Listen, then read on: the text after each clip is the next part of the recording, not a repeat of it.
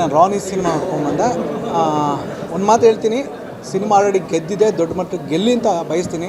ಯಾಕೆಂತ ಹೇಳಿದ್ರೆ ಒಂದು ಒಳ್ಳೆಯ ಶ್ರಮ ಅಚ್ಚುಕಟ್ಟಾಗಿ ಬಂದಾಗ ಅದು ಆಲ್ರೆಡಿ ಗೆದ್ದಿದೆ ಅಂತಲೇ ಅರ್ಥ.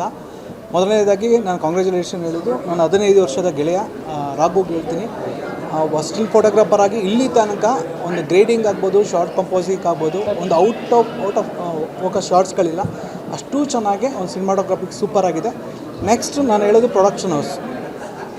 ಇಲ್ಲಿ ಯಾವ ಸ್ಟಾರ್ ನಟರುಗಳಿಲ್ಲ, ಏನಿಲ್ಲ. ಬಟ್ ಕಿರಣ್ ರಾಜ್ ಅವರು ಡೆಬ್ಯೂ ಸಿನಿಮಾ ಆದರೂ ಸುಧಾ ಇದನ್ನು ಎಕ್ಸ್ಟ್ರಾನೇ ರಿಚ್ ಆಗಿ ಪ್ರತಿ ಫ್ರೇಮ್ ಆಗ್ಬೋದು ಪಕ್ಕದಲ್ಲಿ ಕೂತ್ಕೊಂಡು ನೋಡ್ಬೇಕು ಹೇಳ್ತಿದ್ದಾರೆ. ಎಷ್ಟು ಬಜೆಟ್ ಆಯಿತು ಅಂತ ಕೇಳ್ತಾ ಇದ್ದೆ ನಾನು. ಯಾಕೆಂದರೆ ಖುಷಿ ಆಗುತ್ತೆ. ಇಂಥ ಪ್ರೊಡಕ್ಷನ್ ಹೌಸ್ಗಳು ಇವತ್ತೇನು ಒಂಬಾಳೆ, KBN, ರಾಕ್ಲೈನ್ ಪ್ರೊಡಕ್ಷನ್ಸ್ ಇದೆ, ಆ ಲೆವೆಲ್ಗೆ ಈ ಪ್ರೊಡಕ್ಷನ್ಸ್ ಬೆಳೀಲಿ ಅಂತ ನಾನು ಬಯಸ್ತೀನಿ. ಸರ್, ಇನ್ನೂ ನೀವು ಸಿನಿಮಾಗಳು ಮಾಡಬೇಕು ನಮ್ಮ ಇಂಡಸ್ಟ್ರಿಯಲ್ಲಿ. ಅದಕ್ಕೆ ಬೇಕಾಗಿರುವಂಥ ಬಲ ಜನ ತುಂಬಬೇಕಾಗಿದೆ.